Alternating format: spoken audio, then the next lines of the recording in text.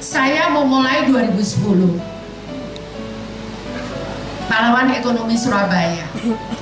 Saat itu semua pasti tidak percaya dan mungkin para anggota pahlawan ekonomi, Bu Risma kok nganai-nganai, oh dodolan kok kayak internet, itu pasti ya, semua pasti gitu.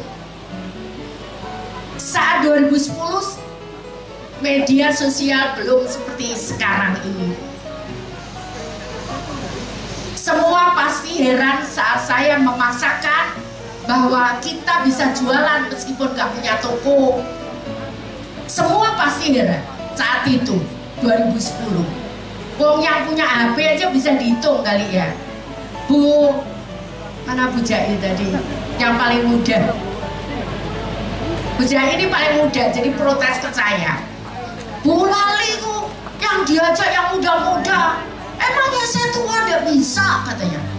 Mulai umur berapa ya Bu? 60 berapa?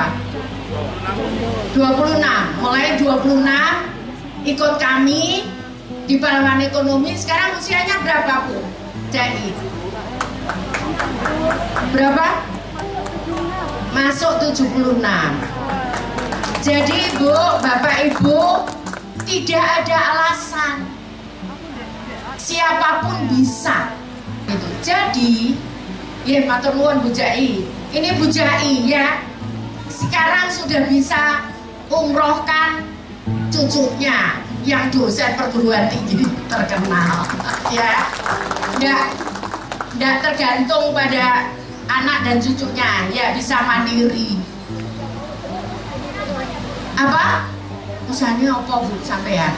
Ibu tahu? Saya wali kota Surabaya, kalau pesennya telat, pengen kuenya Bu Jai ditolak meskipun saya wali kota. Ya ini Bu Jai, kuenya mana?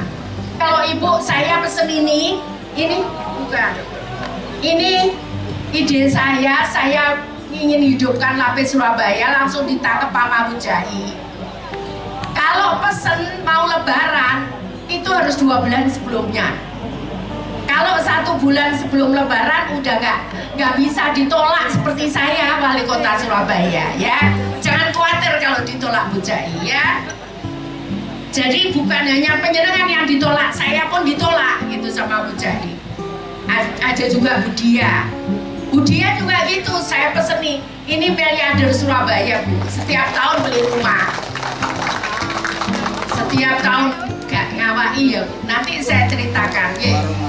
Saya kira itu, ini punya Bu Dia, ini punya Bu Dia, yang miliarder Bu, tiap tahun beri rumah Bu.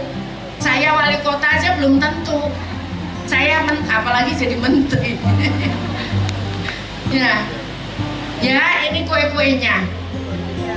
Mbak, ini udah lama aku tahu kok. Oh bungkusnya baru, ya bungkusnya baru ya. Jadi Bapak Ibu sekalian, kenapa kita harus bisa naik ke atas? Jadi ini nanti saya kenalkan mereka. Matur nuwun Bu Jai sama Bu Dia. Jadi nanti kenapa Bapak Ibu bisa tanya sendiri juga. Kenapa bisa begitu? Jadi dari awal 2010 saya sudah sampaikan kita harus bisa jualan pakai online. Nah, 50 110 sekarang. Jadi ini tadi yang saya katakan, kenapa kita jual pakai elektronik yang tadi tidak kenal. Jadi kita tidak kenal masalah, bah COVID, bah apa, orang tetap butuh makan, pengen makan, ya dipesenlah pakai apa namanya pengantar online juga. Jadi kenapa mereka tidak sedih? Karena sebagian besar produk mereka tetap bisa bertahan. Nah, yang berikutnya kekuatannya adalah di packaging. Ini yang tadi saya sebut. Packaging sama branding. Dia ini masak apa aja di YouTube. Wah, semua lihat masak apa aja. Tapi pepesmu dia bikin perut meletet, wadahnya pun. Hah? Ya, Ini kayak gaya Jepang Bu. Jadi kalau ibu nanti suatu saat berhasil pergi ke Jepang, nanti akan lihat kue seperti ini banyak sekali. Berani Bu Dia. Ini 6 biji Bu, kue ini 6 biji. Ini berapa Bu Dia?